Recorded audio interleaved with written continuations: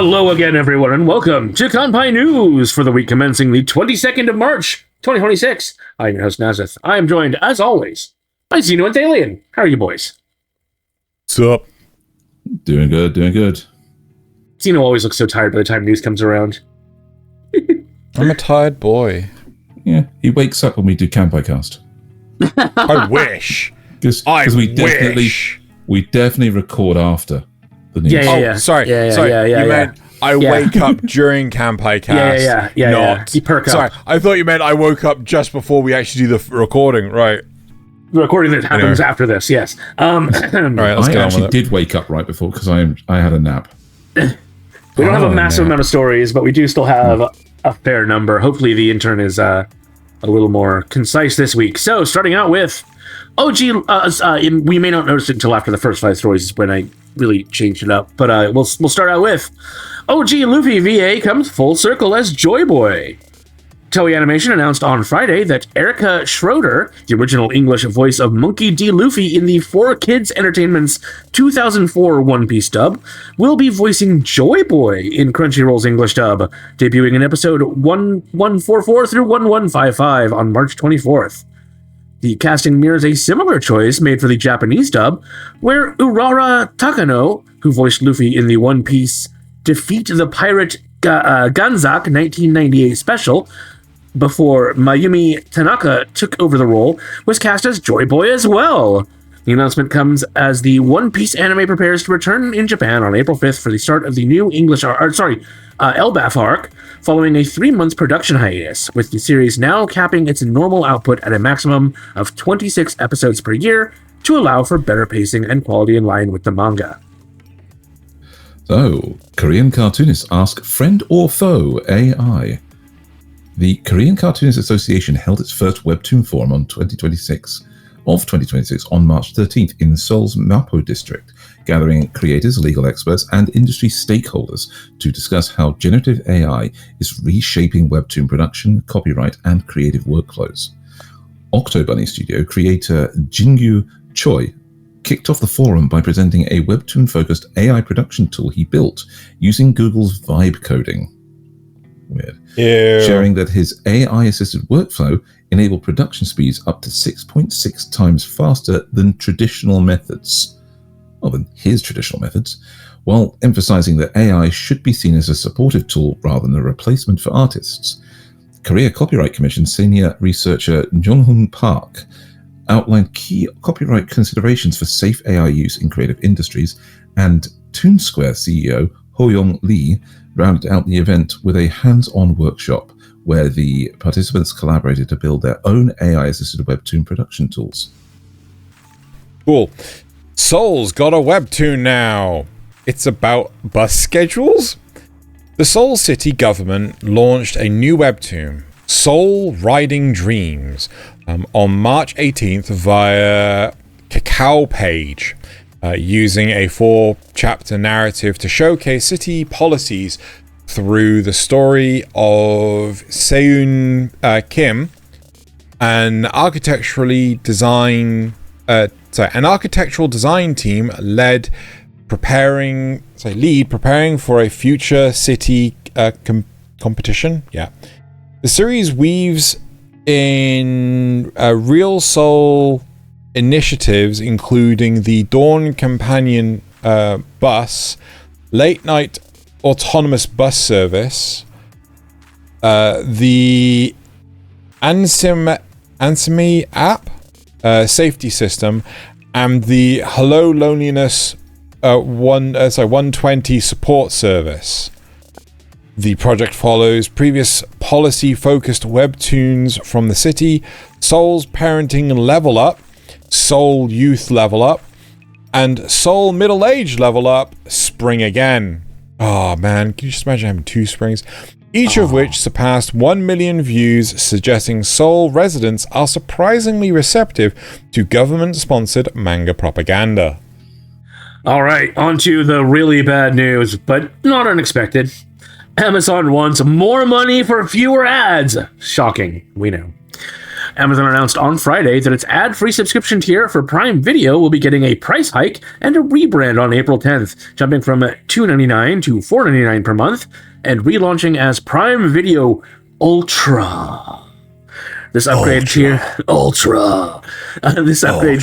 now includes 5 concurrent streams, up from 3, 100 downloads for offline viewing, up from 25, and exclusive access to 4K/UHD streaming. So at least you're getting some benefits. Standard Prime subscribers aren't left empty-handed either, with the default Prime Video tier now offering 4 concurrent streams, 50 downloads, and newly added Dolby Vision support. Prime Video Ultra is currently only available to US customers. The price increase comes amid the streaming service's broader push into anime, with Amazon Prime Video's APAC and ANZ Vice President Gaurav Gandhi stating in February that he wants the platform to become the preferred global destination for anime. They all want their global destination for anime to be them. They want their global destination for everything Netflix. to be them. Yeah. Yep. Okay, so on the other side of capitalism, Crunchyroll lays off staff again. Crunchyroll has laid off a number of employees following a restructuring and redistribution of roles based on location, according to reporting from Screen Rant on March 10th. The company states the cuts are tied to a shift in its e-commerce strategy rather than cost-cutting, with the layoffs estimated to be roughly 1/8 to 1/7 the size of the last August round, when Crunchyroll President Rahul Purini sent a company-wide memo announcing staff changes across the US and other countries. Former employees from HR and e-commerce departments have since posted about the layoffs on LinkedIn. The e-commerce shakeup comes alongside other notable changes, including Crunchyroll's ongoing delisting of SKUs from independent publishers, a move that already prompted distributor Discotek Media to launch its own Discotek Deep Dives project through Media OCD in January. According to the intrigue, a Grimes, Iowa office and warehouse formerly occupied by Right Stuff, which Crunchyroll acquired in August 2022, is currently listed for sale on commercial real estate marketplace LoopNet, though Anime News Network could not confirm whether it is connected to the e-commerce restructuring or not. There you go. So, moving and grooving and letting people go. If I understand correctly, this is from where the stories have been shortened. Yes, from now on out, we're out of the first section of news and onto the more entertainment focused stuff. So it should be sorted now. Right. One Piece conquers the high seas, and Netflix. Netflix reported on Tuesday that One Piece Into the Grand Line, the second live-action season based on Eiichiro Oda's One Piece manga, has hit #1 on Netflix Global Top 10 for the March 9th to 15th week, racking up 16.8 million views and 136.2 million hours watched. The season, which debuted March 10th, landed at the top 10 across 92 countries. A third season is already in production with Chloe Escola? Not quite Cole. No, Cole Escola. Zolo... Okay. What? Sorry, I'm interested to know how you pronounce this one. I'm...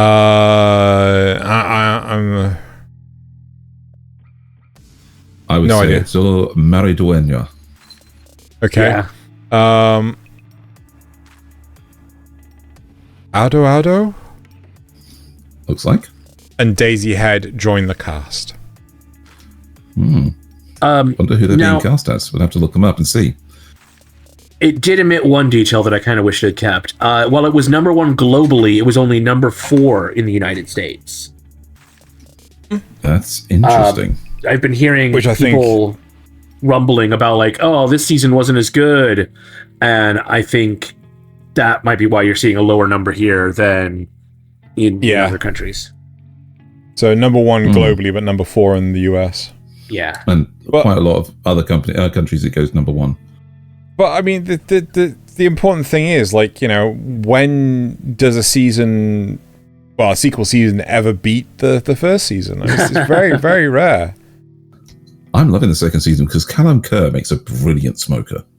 He's made very cool. Oh, I get this one. This probably should have gone to Thaylien because he actually has watched it. K-pop Demon Hunters slays the Oscars. Maggie Kang and Chris Applehands, K-pop Demon Hunters took home Best Animated Feature Film in the 98th Academy Awards on Sunday, beating out Zootopia 2, Arco, Elio, and Little Amelie, or The Character of Rain. The film's song Golden also won Best Original Song. The duo is set to return for a sequel, and The Boy and the Heron by Hayao Miyazaki and Studio Ghibli previously held the award, winning at the 96th Academy Awards in 2024. Yeah, it's kind of, telling the fact that if... this is on the same level as Ghibli. Demon Slayer and Chainsaw Man weren't even bloody nominated. Yeah. This one I knew about from other sources, but Sekiro, now with 100% more anime deaths.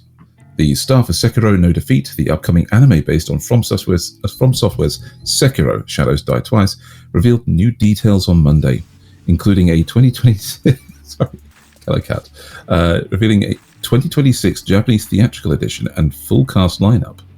All original Japanese game voice actors are reprising their roles, with Daisuke Namikawa returning as Sekiro. The anime uses composer Ryuichi Sakamoto's Blue as its theme. Crunchyroll will exclusively stream the series worldwide in 2026, excluding Japan, China, Korea, Russia, and Belarus, who are under different licensing, if at all. Wit Studios' One Piece remake, less filler, more killer. Production IG and Wit Studio President George Wada said in a Thursday interview that Wit Studios' The One Piece Netflix remake will feature tighter pacing without unnecessary padding, responding to creator Ichiro Oda's concerns that Toei's long-running anime may not connect with younger audiences. Of course not. Everyone sees Blade 1,000 episodes and they're just like, no, I'm good. Yep. Wada aims for production quality comparable to Wit's Attack on Titan, Spy Family, and Vinland Saga, targeting a late-night demographic rather than Toei's Sunday morning children's time slot. Masashi Koizuka is directing, with Taku Kishimoto handling series scripts. I get the other good one that should have gone to somebody else. Patlabor is back and still kicking, old junk. The official account for the Patlabor franchise revealed a trailer Thursday for Patlabor EZY featuring opening theme Remake Compass. And I might as well play this a little for Xeno so he can have a little nut. You think I haven't watched it? I watched it like a billion times. Good point. And it's Mori Calliope again, getting in there with another anime opening. Yes, featuring opening Remake Compass by Mori Calliope and ending theme Baton by Moriko Nagai. Go away. The 8-episode anime releases theatrically as 3 films. File 1 on May 15th, File 2 on August 14th, and File 3 on March 2027. Set in the 2030s, SV2 continues fighting labor crimes using upgraded AV98 Plus Ingrams. Director Yutaka Izubuchi leads the project at JC Staff, with composer Kenji Kawai returning to score. I think it's also got the original robot designer. I need this in my life. It's going to be interesting. I need this. Sorry, the mechanical designer is the director. The script writer did the scripts for Patlabor the Mobile Police. The actual Patlabor creator is designing the characters. Yep, there you go. I need this. Good stuff coming. I have high hopes for it. Yes. And next up, Chopper joins Doctors Without Borders. He's qualified, we checked. The One Piece franchise and Doctors Without Borders, MSF, announced Friday that Tony Chopper is joining MSF as an official supporter. Creator Eiichiro Oda personally drew an original illustration of Chopper sporting the MSF flag.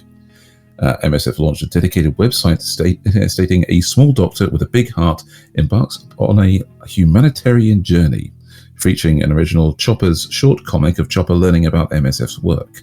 Whether the comic series will continue has not been announced. And that's adorable. I don't know which. I think this one is his. Well, it's got the copyright of his name on it. Well, they both have the copyrighted name on it. Yes, so maybe he did both. One's a chibi form. Yeah, it's possible. It's entirely possible. All right. G Gundam and Gundam X celebrate milestones. Fashionably late. The Gundam channel on YouTube released a fighting movie short Friday celebrating the 30th anniversary of Mobile Fighter G Gundam, created using experimental digital animation techniques including 3D CG pulverization for motion panning. Huh? Pre-visualization. Sorry, yes. Pre-visualization for motion panning. Jesus Christ. Separating the Gundam franchise. Separately, the Gundam franchise unveiled a logo commemorating the 30th anniversary of After War Gundam X, which premiered April 5th, 1996, as part of the overall Gundam GWX 30th anniversary project. So I'm assuming that's, Gundam Wing, and Gundam X. What? So this is kind of exactly what we were talking about, where it's different because it's not AI, I guess it could be. Where we were saying like they make a model and then they draw on it, or draw. They use that as a reference. Yes, that's what they're doing here. These are like a lot of this stuff was made originally with 3D CG during the pre-visualization stage to plan out motion sequences. Maybe, but I also feel like it's the environment's 100% CG, because you can see the disconnect. You can see the disconnect between when the camera's panning behind Shining Gundam in front of it, like the frame rate between the visual of the Gundam and the visual of the environment is different. Like I think the Gundam's on 2s while the environment's on 1s. Discotek dives deep. Sorry. Oh my gosh. Take 3. Discotek deep dives, your wallet's worst nightmare. Media OCD has announced a new batch of titles added to its store as part of the Discotek Deep Dives initiative, with March pre-orders including Cardcaptor Sakura, the movie, Fist of the North Star, the TV series, Complete Collection, King of Braves, Gal Gaigar, with your favorite character, Mike Saunders, Area, Xanam the Animation, which is one of my favorite animes, and we talked about it recently when it got the 4K upgrade, I think, and multiple Sergeant Frog seasons, among many others. Media Blaster titles, including Osamu Tezuka's Phoenix, the Perfect Collection, are also available. Media OCD began carrying Discotek's back catalog in January, adding 20 to 30 titles monthly and prioritizing hard-to-find releases. God bless them. So, right, next up. Korea's pioneering women get the Webtoon treatment. The Northeast Asian History Foundation has launched The First Women, a Webtoon series highlighting 6 pioneering women who broke barriers during Korea's colonial era. 6 established Korean comics creators are each depicting figures including Korea's first female aviator, Jeok Kwon, first female lawyer, Taeyong Lee, first female film director, Namok Park, and first Western-trained female physician, Esther Park. Serialization began March 17th, with each story told across 4 weekly episodes. An English version is planned following the Korean serialization's conclusion, with a print compilation to follow. Right. Miyazaki draws 31 new works because retirement is a myth. Not wrong. Studio Ghibli announced Tuesday that Hayao Miyazaki personally created new art pieces for 31 panorama boxes going on display at the Ghibli Park's Grand Warehouse starting July 8th. Each box depicts a scene from across Ghibli's library, including Nausicaa Valley of the Wind, with characters, backgrounds, and foreground elements layered separately for a subtle 3D effect. Miyazaki began the piece around June 2022, following production on Boy and the Heron, with variant art director Noboru Yoshida collab. Huh? Not variant, veteran. I apologize. With veteran art director Noboru Yoshida collaborating on backgrounds. Now, just is this slowed down? No, this is still sped up. Sorry, my player defaults to 1.5 speed for anyone who hasn't guessed. Just take a look at the layering effect there. Oh, that's great. Yeah, so they're like film slides in a sense, but arranged. That's really cool. So if this is still there, you should go visit. It says it's sorry, it's set to begin on July 8th. Oh, too late. Sorry. Womp womp. All right. Speaking of womp womp, it's the time for the anime, manga, and novel releases for March 8th through the 14th. The bulk of releases are on March 7th. This is not the wrong date. I forgot to update the date. It is March 15th through the 21st. That's my bad. The bulk of releases are on March 17th, with some exceptions. In anime, Shout Factory gave us The Boy and the Beast Blu-ray disc for $27. Sentai Filmworks has Food Wars: The Third Plate Complete Collection Blu-ray disc for $90. Whoa. Media Blasters gave us Green Complete Blu-ray disc for $40. And then Crunchyroll gave us Solo Leveling Season 2 Arise from the Shadows Blu-ray disc for $70 and the limited edition Blu-ray disc for $90. Overpriced. Yeah, but I at least it's not just a straight complete collection anyway. In manga, Viz Media gave us Sakamoto Days graphic novel 21 for $12, Sakamoto Holidays graphic novel 1 for $12, Kaiju number 8 graphic novel 15 for $12. Square Enix gave us The Apothecary. That's a Square Enix? I didn't know that. Yeah. The Apothecary Diaries graphic novel 15 for $13. Kodansha USA also gave us Blue Lock graphic novel 36 for $13. In digital manga, Kodansha USA, all of these are for $11. Elegant Yokai Apartment Life graphic novel 32. I Have a Crush at Work graphic novel 13.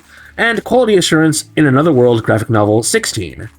And then J Novel Club brought us on March 18th, these two.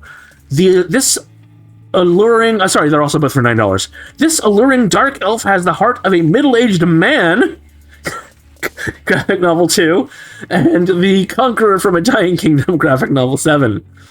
What is anime? What is manga? Seven Seas brought us The Condemned Villainess Goes Back in Time and Aims to Become the Ultimate Villain novel 7. I Got Married to the Girl I Hate Most in Class graphic novel, novel 2. And Magic Maker, How to Create Magic in Another World, Novel 1, all three for $16. As well as for $16 from Yen Press, Magical Explorer, Novel 11. And then J Novel Club, these are all on March 18th, and all for $8. Sorry, digital novel. Digital novels, yes, sorry. Yes, we're in digital novels now. And the first batches from J Novel Club, all on March 18th, all for $8. Even Exiled, She's Still the Beloved Saint. Saint Evelyn's Weird and Wonderful Friends, Novel 2. Reforming an icy final boss, getting back at the self-proclaimed villainess with the power of friendship, Novel 2. There you go, Zeno. The Tiny Witch from the Deep Woods, Novel 3. And The Villainess Speaks Not, Novel 1. And then Seven Seas on March 19th. The Most Heretical Last Boss Queen, From Villainess to Savior, Novel 14, for $10. Man, you got two to look out for, Zeno. I do? And yeah, don't you like that one? Isn't that one of the ones you like? Most Heretical Last Boss Queen? Oh, I thought you did. Okay, never mind. All right, that does it. So, I just had a thing. I crashed out on that one. This alluring dark elf has the heart of a middle-aged man. Worryingly, it is an isekai, where a middle-aged salaryman who is very introverted and doesn't know how to express himself has been reincarnated to another world as a hot dark elf. Not surprising. I wouldn't have guessed that from the title of the novel. No, that is literally the whole synopsis, as it were. But there's, he's a typical overpowered protagonist as well, which is, yeah. But at the same time, am I really any different from this guy? Would I not pick a hot dark elf body if I want to be reincarnated? Let's do the facts and rumors, man. Come on. Yes, it's time to move on to the facts and rumors, everyone's favorite part of the show. Thaylien, right. please take us away from this horrible existence of dark elves. Fair enough. I have also tried to reduce these down as well. Okay. They only seem to be one paragraph each. So, the Detective is Already Dead Season 2 delayed to October 2026. This is a fact. The official Twitter account for the anime announced on March 15, 2026 that Season 2 has been delayed from July to October 2026 due to production circumstances, as reported by Anime News Network. I mean, it's better that than like a whole year, which I think Alia sometimes... sometimes hides her feelings in Russian. Like that's been delayed by like a whole year. Moving on. JoJo's Bizarre Adventure Part 7. Post-Episode 1 schedule unknown. And this is a fact. Only the premiere first stage episode, which was 47 minutes, aired on March 19th, 2026 on Netflix, with Episode 2's release date listed as to be announced. No further schedule has been officially confirmed by Netflix or the production team at the time of writing, with further announcements expected at the Anime Japan panel on March 28th, 2026. We did watch... anyone was... Huh? No, you go ahead. Sorry. I didn't think anyone was expecting it to just be like the first episode only. I know. We watched it. Wait, what? Me, Zeno, and Laws watched it together, and then I was like, "Cool." So next week we come to watch episode 2. We don't know if it's coming next week, Nasuth. What? Oh dear. Yeah, but I need my JoJo. Yeah, I think the power source for JoJo, Chuck Norris, unfortunately has failed. So. All right, and our final factor rumor: Shangri-La Season 3 Frontier. Shangri-La Frontier Season 3 January 2027 premiere. It's a fact. The official website and social media account for Shangri-La Frontier confirmed on March 19th, 2026 that Season 3 is scheduled to premiere in January 2027, with Anime News Network reporting the announcement alongside a new teaser visual, which I apparently missed. Not that I would have included it anyway, because who cares about that? Nobody likes that show. Yeah. It's a rumor. I do. Nobody here watches that. I do. These two are wrong. Right, that does it for the news this week. Make sure you stay tuned later this week for Kanpai Cast, where we're doing some mentoring. We're going to take you under our wing, show you the way forward, and you know that's we're going to baby bird you. And then make sure you come back here next week for more Kanpai Cast. Sorry, Kanpai News. Good, what is wrong with me today? News. He's having issues. All right, news.